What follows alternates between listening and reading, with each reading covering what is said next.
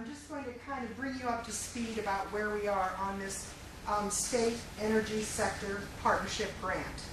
And back in January of 2010, this board was the recipient of an almost $6 million grant from the Department of Labor to assist in training. Speaking of training, I know that is a very hot topic today, and so I do have some good news for you about this.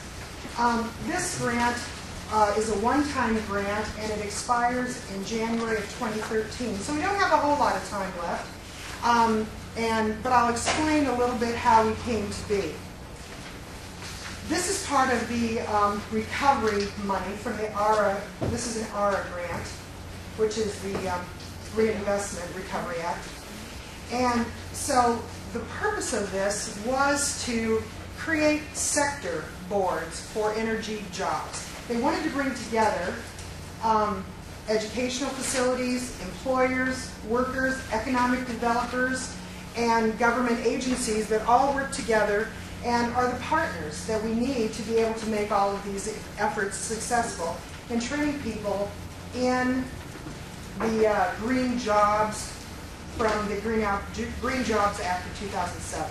So if you look on your paper there, you can see the different categories of industries that the participants would receive worker credentials in. There on the front: wind, solar, smart grid, biofuels.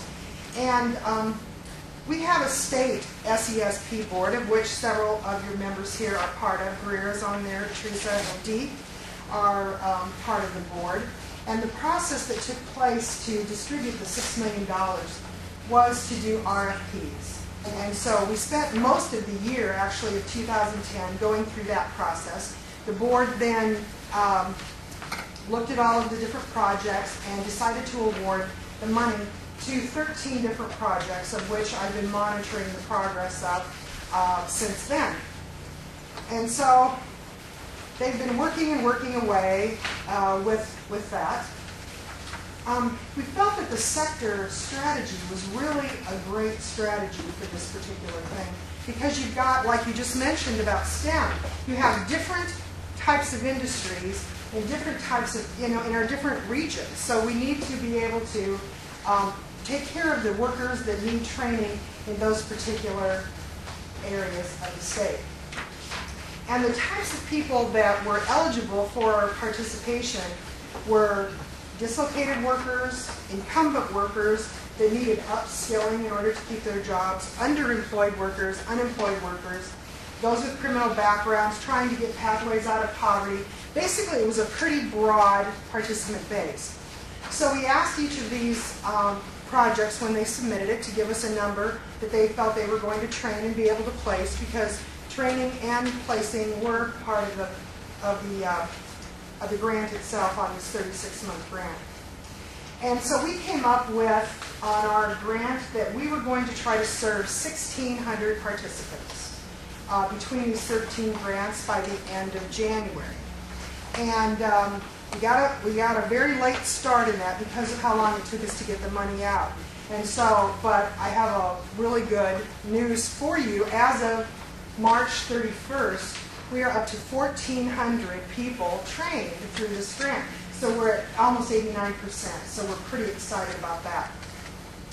I'm in the process of completing monitoring visits to every one of the projects during the month of May. I'm going out, meeting with them, talking about their projects, talking about their direction, their goals, how they're planning on reaching those goals, and whether they're going to be able to do it in time for the end of the grant.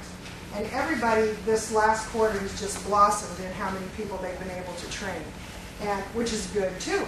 And it's a very fluid type of thing. Their statements of work were fairly broad in most cases, so we can train a little bit of people over here and a little bit over here and a little bit over here to be able to meet our goals and stay within the crux of what was required for the grant. If you notice on page... Jeff? Yes? Talk about the step after training is placement. Definitely. And so I think you need to share with the board, this is one of these few areas where we actually measure once you get trained, would you get a job? Because that was part of the grant metrics as well. So maybe you can share. So we have 1,400 we've trained. Right. And of that. Of that, right now, we have about 1,100 that have been placed. Now, I say placed, but remember that the eligible participants included incumbent workers that needed upskilling. So the majority of the people that we've trained so far are incumbent workers that have received additional training. Therefore, their companies can maybe do more work. You know, they have more skills available to be able to do things. We found out from the beginning on this grant that some of the companies were having to go out of state to have their people trained in certain activities with green jobs, or they had to bring people in from out of state to be able to you know, have a team leader there that had the prerequisite skills that needed to be able to do certain jobs to be able to get work in the companies. We really thought we were going to be having a great time over the winter and train a lot more than we actually did, but the weather was so nice. Normally in construction and things like that, you know, people are laid off in the winter, but the weather was so wonderful that everybody just kept working, and so that was really great. But that impacted us in a semi-negative way for getting the training in, you know, for those. Another thing that, and we have no doubt that we're going to meet our goals for training and placement. Right. We said that we would place 1,300 people. So there was no distinction in the beginning with incumbent and new? No. No, Okay. not at all. And I think that DOL understood that, just like you were talking about, unskilled workers, middle skilled workers, we had people that are employed that needed more training. And so this was a great opportunity for us as IWD to be able to take people that normally don't get a chance to have some of this training because they are employed and give them the opportunity to move up. So we're working with Career 2. I mean, you know, with the apprenticeship is a placement tool. Incumbent workers are placement tools, all those things. And actually, as far as new job goes, out of the 1,100, 102 of them really are placed in new positions so far. So, I mean, that's about 10%, which I think is pretty good, because we took into consideration how many incumbent workers we had that were going to be trained. So of the 1,400 that get trained, 1,100 are employed. Correct. And of that 1,100 that's employed, 970 are incumbent. and so 100 or some were actually new. Correct. Yeah, kids that, you know, went to because a lot of our training, not all of them, but a lot of the training providers in our projects are the community colleges. You know, not all of them though. We have the Iowa Renewable Fuels Association that's doing training at their biofuel plants in safety. You know, because it's a hazardous work environment. And so there's a lot of things, a lot of different types of projects. And you can see too, the last couple, 3 pages in here shows the projects that we did fund through this project. So, and it shows the different types. I wrote a little blurb in there about what kind of training they were going to do. I also put statistics in here from their original. So if you look there, the first one says Central Iowa Works, and that's a program through United Way. This project has already met their goal of how many people they said they were going to train back in in the summer of 2010.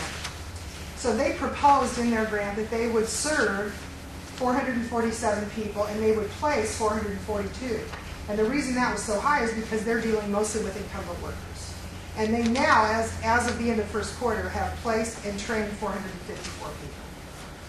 So they have reached their goal, and they're kind of coming up with a process to maybe tell us that if they had a little more money, you know, not from the government, but maybe switching, you know, money around from project to project, that they might be able to train another 100 or 2. And same with the renewable fuels. They have changed they finished the one part of their training that they said they were going to do, and now they're going to train another, which would give us another 100 people or so.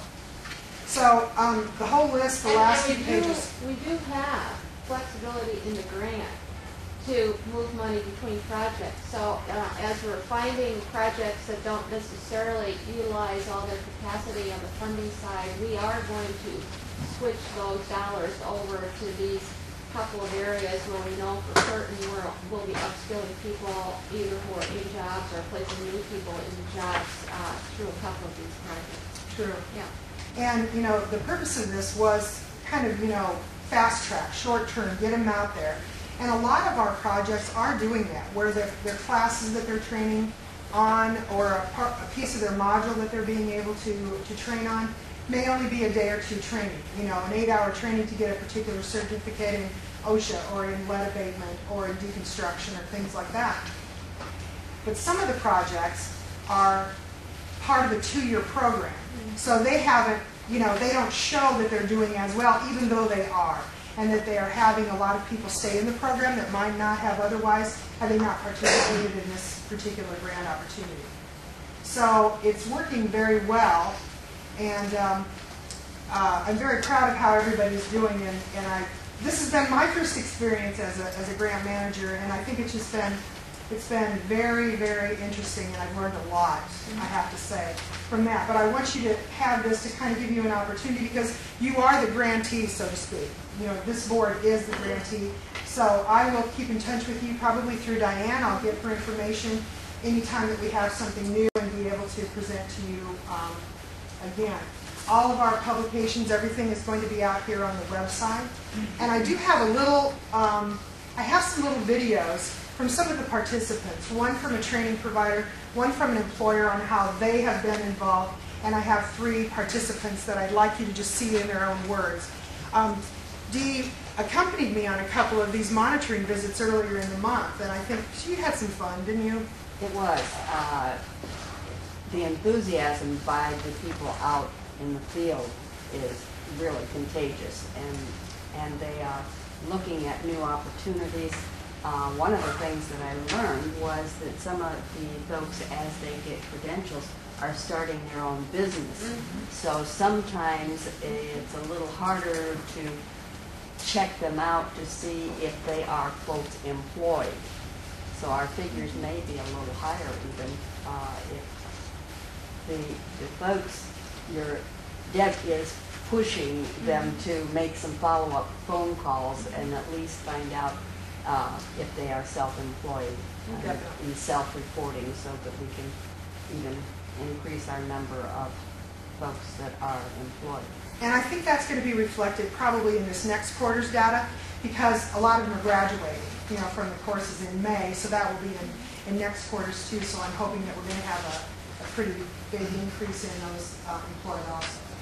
The one thing additionally, before we get to the videos, that I think is important to understand is that all states have this ramp-up kind of issue as far as defining what these green projects were going to be. Just as this entire industry is having kind of a ramp-up as far as defining the jobs, getting the right code to the right jobs. We don't even know yet very well if we have green jobs, because the titles of jobs don't reflect that necessarily, and so we're working through some of those statistics. But I know that Deb has been on conference calls with other states, and we always try to learn from other states and compare ourselves. And I really have to give credit to each one of these projects, because I think that we can pretty well demonstrate that we have outstanding metrics comparatively as well with the other states as far as number of people trained, number of people working after their training, and that sort of thing. So other states are having just a devil of a problem getting the ramp up going for the grant that they actually got. So while we were a little long, as we compared ourselves, we said, well, it's not so bad after all. No, definitely. We found out that we're ahead of the curve. Yeah. But we have actually trained a lot more than some other states have, percentage-wise, and also placed more people than a lot of the other states have, too. And, every state had its own way of doing it. Some of them just said, okay, here's $6 million, and they gave it to a college and said, train all those people that we need to do, and things like that. So, that part was really great to find out. That made us feel a lot better about our own project and how we were doing. And most of the states will be asking for a no-cost extension of 6 months after the end of the grant. And we're going to be asking for one too. I'm going to be writing the request when I get through doing all the monitoring visits to just say, these guys are just getting in the swing of it. You know, if we don't need any more money, we're sure of it, but we just need some more time to be able to count more people. And I think we're going to be well over our goal by the time that the end is, especially if we get this extension for a few months to be able to count those people too. Yes? Are there certain projects that are still actively recruiting and trying to upscale with new job candidates? They are, yes, all of them are. All of them? Oh, all of them are, yeah. Because most of them are subject to maybe only being able to train 10 or 15 people at a time in a class. Because that's all they can handle to be able to make sure that everybody gets, you know, the attention that they need and the hands-on, you know, whether it's climbing a pole or whether they have to create something or something like that. So yeah, most of these classes are probably 15 people in each one. Some of them go faster because it's a shorter class. And some look like maybe, if you look on the projects, it may look like they're not doing as well, but it's because their program lasts for 12 weeks or it lasts for a year or something like that. You know, we do have one program that had a program in place on green, but they had problems getting people acclimated to the level that they needed to be. So it's basically a remedial type of training is what they're doing, is to get some of the people that might not be eligible to go into the 2-year training to actually get the training that they need in a remedial way to bring them up to speed, to be able to have them do all the math that they need to do, and, you know, and some of the science that takes in place. It's been really, really exciting to see how these programs have moved along. And I had done a monitoring visit last November, and that's when these videos are going to show you. Is from when we went out and did that. And I'm going to be giving those to Mark soon, and we're going to get those out on the web, on YouTube too, so that everybody can just, when you click on our website, right, Mark, you can just click to it and see the different kinds of interviews that we did with some of the students and some of the employers in the training. So it's really great, and we're doing very well. You'd be very proud of all your people out there that you've funded through this, and they are all very, very thankful. And I think you'll catch this from Kim Johnson and Kirkwood. You know how thankful every one of these projects are for the seed money that was provided to them to be able to get a lot of these projects rolling, which they didn't have the money for before. So just a one-time shot in the arm, and it was really great. Any other questions before I show you the video? I did have a question. I was just curious on, for instance, the Central Iowa Works, the grant for the Des Moines Area Community College.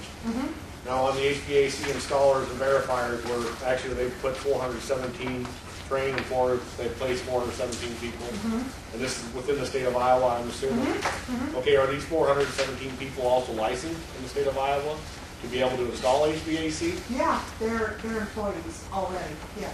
Andy, these are all friendship programs. So they are. Okay. That person that you see. Well, I see that one. It's the I'm not looking at that one. I'm Oh, looking at the one that's for the Des Moines Area Community College, where they're actually where they're training 1,000 HVAC installers. And I'm trying to figure out if they are licensed. It takes a 4-year program for them to be able to license with the state of Iowa. So I'm curious how the 2-year program would make them have their statewide Well, license. that is not a 2-year program at DMAC. As a matter of fact, I'm going there today for their monitoring visit this afternoon. And basically what they're doing is a training that lasts like 2 days. You know, so they're giving them certification in something, but they're already employed. So it's basically upskilling. Okay.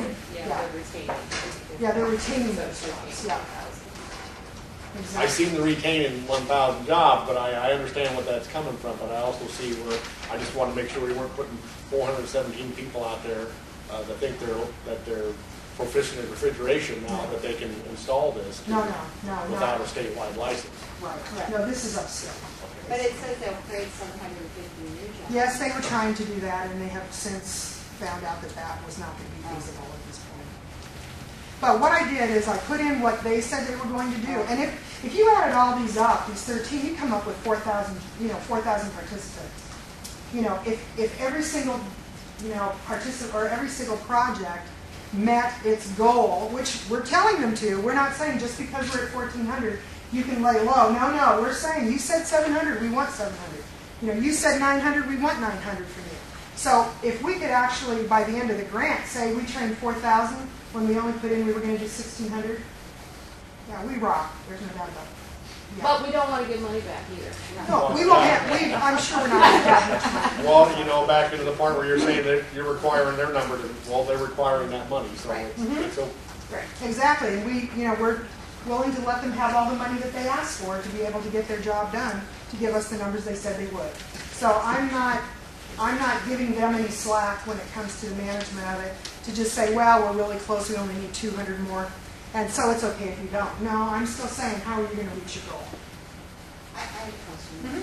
If the primarily they're doing a lot of incumbent workers, then I would assume that they have a list of the employees that they're currently working with. We're getting that together. And I know that was a question that was asked at this SESP board meeting, that they would like to know the names of the employers that these people are working for, and that is something that I told, and they're all reported to me this quarter, all the employers that the people are working for. So we will have a list of that, yeah. Right. I do think that's important because one, they receive some kind of services or grant money, and as well, if this is an ongoing process that they need services for, it would be awfully nice to see what those businesses are, so that we can help them. Right, definitely. Especially you folks. Exactly. Yeah. And we'll have that for you at the meeting. Okay. The SESP board is going to meet July 25th, and so we'll have that information for you then, for them. A couple of other things that I noticed in our discussions at the board meeting in advance was how many of these programs are going to be sustainable, that will continue, which is wonderful because there are a number of them are. Some of them that have additional dollars in there had to buy very expensive equipment, and the equipment will stay in place, it doesn't go away, and that makes these programs very sustainable that community college maybe wouldn't have been able to start up to begin with. One of them is Region 10 in Cedar Rapids. Clipper proceeded to put lots of their equipment into Kirkwood, and they are hands-on with that with their students. So that part is very good. And the other thing that I think that we really should be taking note of is that some of these courses, like Deb said, are only 2 or 3 days at a time, which fits maybe with an employer who has a worker that wants to upgrade into training, but they can let them go for a few days, but that not a whole week perhaps. So some of these courses have as many as 7 stackable credentials. So this is what I think is leading towards some of these people saying, hey, I can start my own business. But they systematically go through these things, and they were the unemployed. And it makes a big difference. I'm just really excited about this program, and I think Debbie's doing a great job. Thank you. And thank you. Any other questions before we show you this? I'm kind of somewhat confused. Okay. I'm still hanging on this number. We had 102 unemployed that we Got a new job. trained and been able to do it. Is there any reimbursement back to this program from these employers that we upskilled their employees for them? No. Do they do any kind of reimbursement? So we got somebody that's already employed, and the employee gets upskilled. So the employer gains there. Right. There's no type of reimbursement or anything back From the employer to from the us? employer to the program? No. Nope, not at all. The circle you're looking for, I think, Craig, is we're trying, as Dee and Deb said, so many of these projects are going to be reusable, so that when the grant money runs out, the community college or the training facility still has the training in place, at which time the employers will then have to start paying for the training dollars because the grant will be done.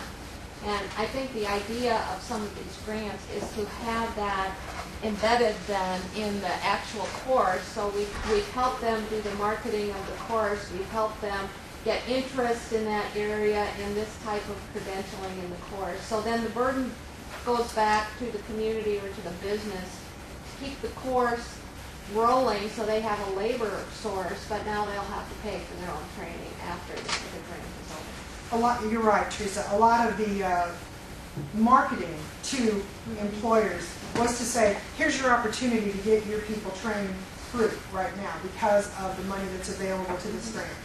Yes. And so that's why a lot of them, decided that they would let their people go for a day or two to be able to get trained, because it was a benefit to them and it didn't cost them anything. Now, hopefully, these employers that we're including will also see the benefit of it and think that when the grant is over, that it's worth it to pay, the $150 or the $500 or whatever it is for the, for their additional employees to be able to go. Right. But we still have, over 400 people that were not incumbent workers, that actually signed up for a class, and you'll see some of those on the video. A couple of kids that actually, came in. Roll it. Ready? Yeah. All right.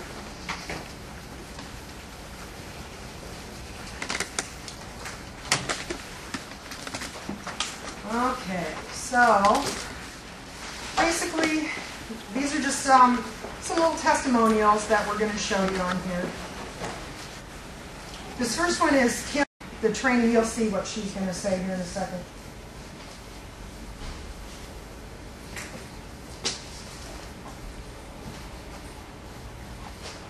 Come on.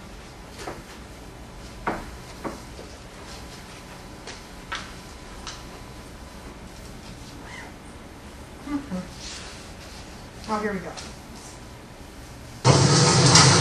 All right, so I'm Kim Johnson, Vice President of Continuing Education and Training Services at Kirkwood Community College.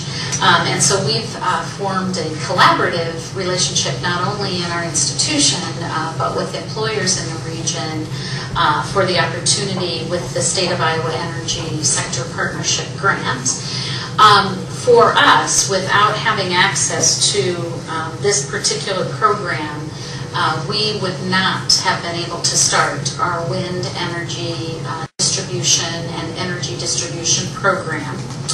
As well, we would not have been able to further our partnership with two major wind manufacturers in the region and assist them in meeting their workforce training needs of the incumbent workers, which then allows them to remain competitive and grow globally. To date, we've served about 83 students through our credit wind energy distribution program.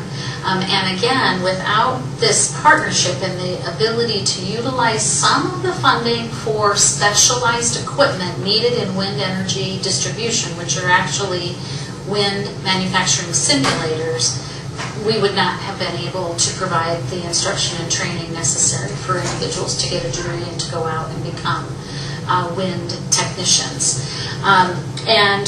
We are partnering with Oxiona and Clipper Wind Power, and to date have trained 20 incumbent workers, and our goal is to train 40 and possibly more than that in terms of helping them to upskill and, as Paul Hess has explained to us, fill the gap, because all four instruction learning designations are required to be in the wind energy distribution business: electrical, electronics, pneumatics, and mechanical. And you can find applicants with a couple, but usually not with all four. And so this has just really been targeted to help, as Oxiona and Clipper hire individuals, to get them the additional skill sets, those specialized skill sets. We will be able to continue this going forward, absolutely, because we now have the foundation in place. And because we've set the program up that we as an institution were providing most of the direct expenses, paying the instructor, paying the program coordinator, those types of things. So we will absolutely be able to sustain our 2-year credit program.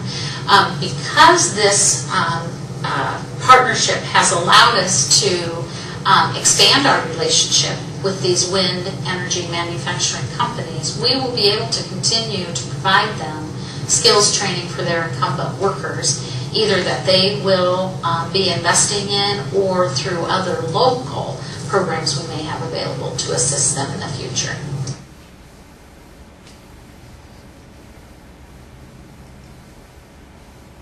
Okay, now she was talking about Clipper, and they made a really nice donation of a lot of equipment to their program. So this is Paul Hess from Clipper talking about why they decided to partner with the training facility.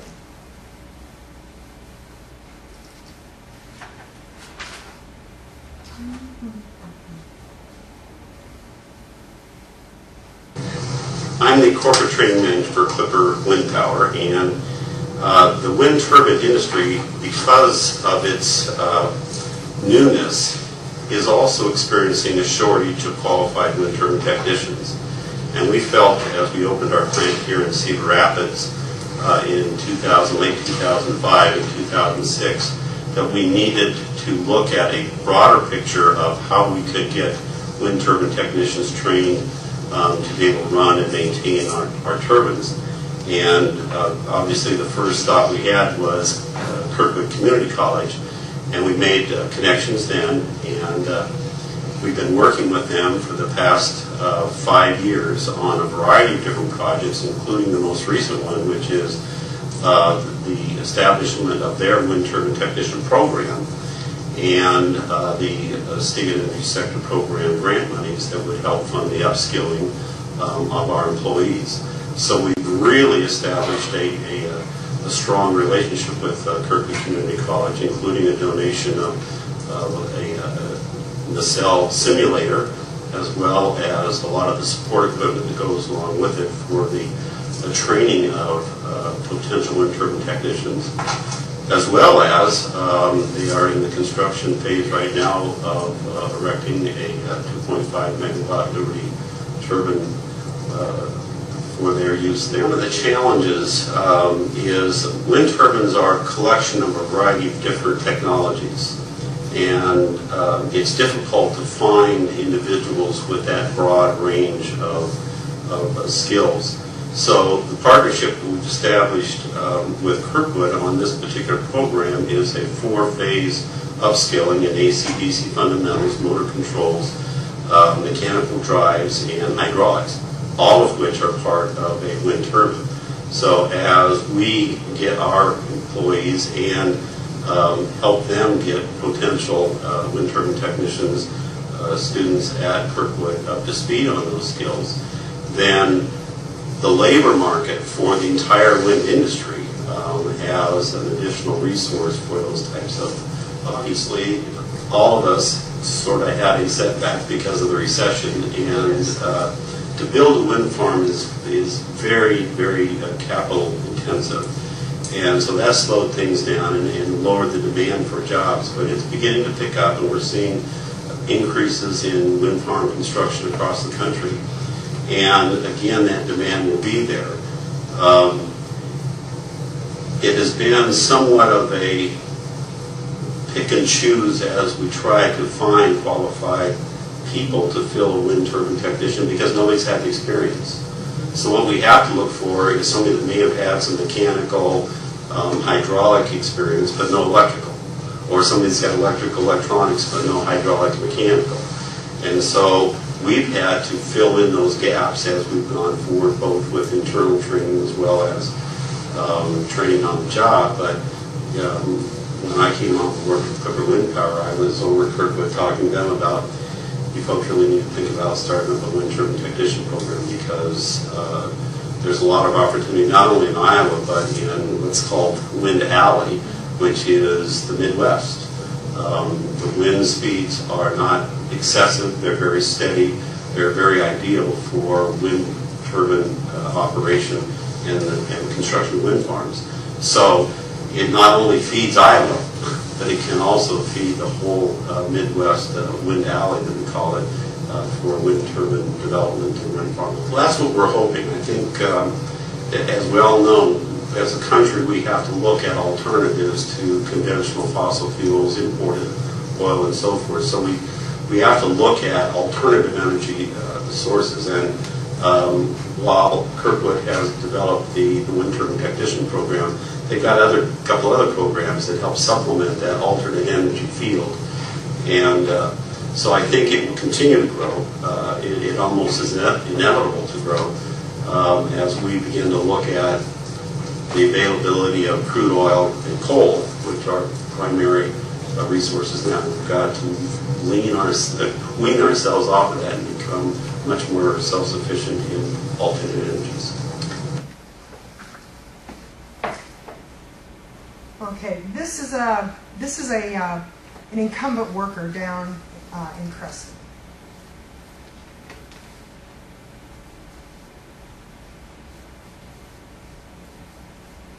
Mm-hmm.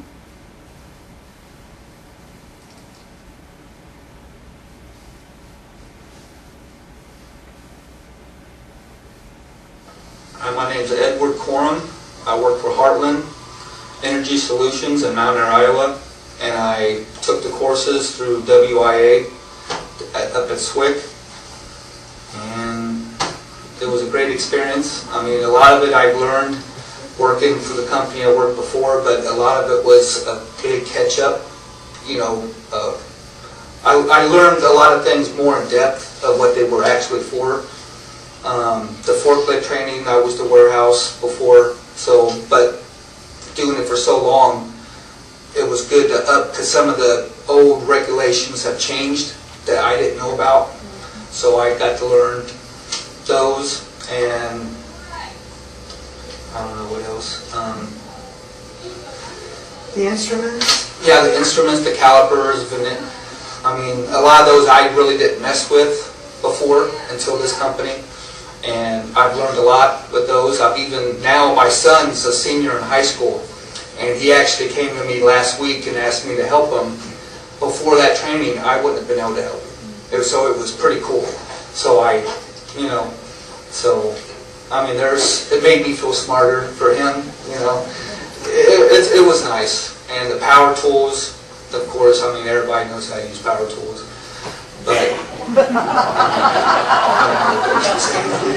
oh, the safety course, the OSHA was very big, because with us starting out as a new company, we have to start from the OSHA from the beginning and have to learn the regulations of the industry that we're in. We have to learn those regulations, which came in handy. So now as we're going through our progression of the company, we're actually able to, okay, we need this, we need that, because of that course.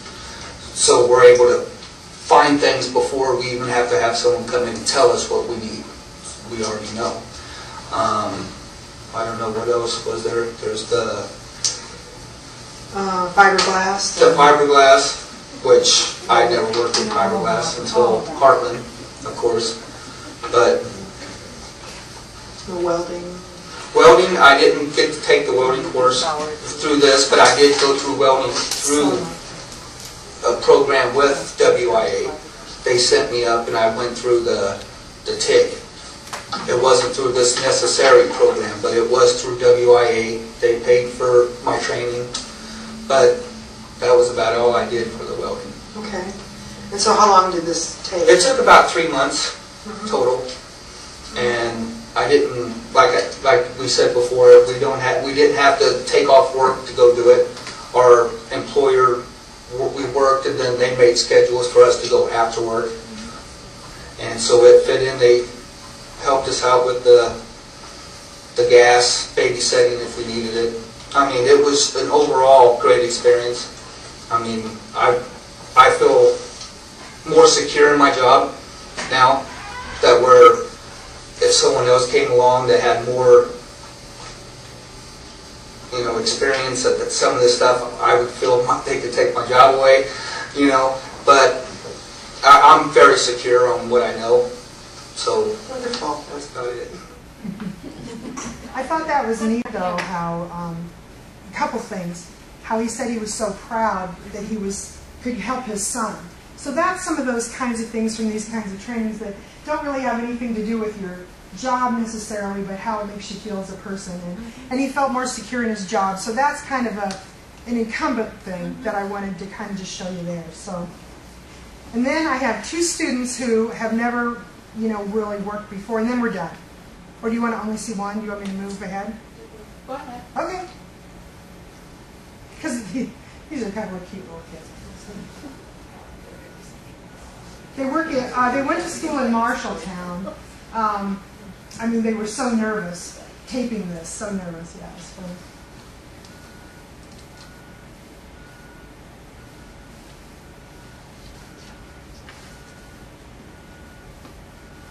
My name is Luke Applegate. I was a student at MCC, and I don't know, wasn't really liking it too much. I'm more of a hands-on type of person, and I was really kind of discouraged with all the stuff that I was learning. When I go to college or when I go to school, I want to learn exactly about what I'm going to go into, and there's just too much other stuff that I didn't think would ever apply to me in life. And so I saw this flyer, and so thought it was really interesting. I knew Lori, so didn't hesitate to call her at all. So I gave her a call, and she told me about the program, and it sounded really interesting. My dad is an electrician, and my grandpa was an electrician also, and so it's always interested me, electricity has, and I guess the utility field also. And I knew that it was a great field to get into, great pay and great benefits and everything. So, and I knew I wasn't really doing anything in the summer, so went ahead and enrolled in it, and I got in. We learned a lot about basic electricity. That was the first couple weeks, and then just lots of math and stuff like that. You don't think that you would need that, but you really do need math. Every day you use math. And we got to go out to Alliant and use their heavy machinery, and that was great. And also climb. I think without a doubt, the climbing and the heavy machinery on our applications is what helped us get the jobs. Because Alliant and Mid-American look at stuff, and they look at stuff as how can we save money here or there, so that we don't have to spend the time to train you. And because we are certified and stuff like that, we don't have to spend the time to get trained in that. He was hired by Mid-American Energy before he graduated from the course. And here's our last one.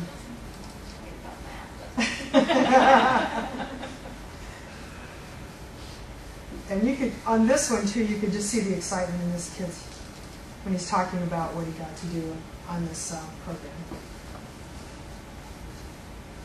Hi, my name is David Flagg. Let's see, I entered the utility tech program. I don't know, it wasn't really a forethought or anything, it just kind of happened. I saw the advertisement for the program, and so I went for it. Never expecting to get in, but things worked out, and I don't know, the utilities interested me, but the thing that interested me more was getting to climb. I saw that, pictures sold it. I thought that looked like the funnest thing in the world, and as I got involved in the program, I learned there was a lot more to climbing than just going up the pole. There's a lot to know. It's not exactly easy, but if you've got the desire to make it in this industry, then the class is for you. The class was a little over 10 weeks, give or take a couple days. Iowa Valley offered the program in partnership with Alliant at their training facility, and I believe Mid-Am also had a part in it, in the certificate of completion from the program, and I also got the skills necessary to land me a job with Mid-American. A call from Mid-Am for an interview by the beginning of October. So you think that your being able to get a job with Mid-American was directly related to the fact that you took this course? I know that it didn't hurt, that's for sure, but yes, let's see, I think this training, well, I introduced the hiring reps from both utilities to us and gave us a chance to get comfortable and to be able to speak with them, so it definitely helped, yes. Well, there we go. Actually, he did get the job from Mid-American, and Luke got the job with Alliant. Because part of this particular grant and the partnerships that we talked about with the employers is that they did get to spend time at Alliance climbing. You know, that was pretty cool. We took pictures of people going up the poles and driving their great big climbing equipment and stuff, but they got to also meet with the employers. They came in, they kind of helped them with their interviewing, they helped them with their resumes, they helped them with all those things, and they were just jumping on these kids that were coming out of this particular program. So that, it can happen, and we're seeing more and more of it every day, so it's a wonderful thing. This is a pretty good representation of the type of people that, you know, that we interviewed when we went out in November. So, any questions? Thank you for your time. I really appreciate it. Good job. Thanks. Thank you. Why don't we all just take a quick break in here? We can add this for the train. Well, there we go. Actually, he did get the job from Mid-American, and Luke got the job with Alliant. Because part of this particular grant and the partnerships that we talked about with the employers is that they did get to spend time at Alliance climbing. You know, that was pretty cool. We took pictures of people going up the poles and driving their great big climbing equipment and stuff, but they got to also meet with the employers. They came in, they kind of helped them with their interviewing, they helped them with their resumes, they helped them with all those things, and they were just jumping on these kids that were coming out of this particular program. So that, it can happen, and we're seeing more and more of it every day, so it's a wonderful thing. This is a pretty good representation of the type of people that, you know, that we interviewed when we went out in November. So, any questions? Thank you for your time. I really appreciate it. Good job. Thanks. Thank you.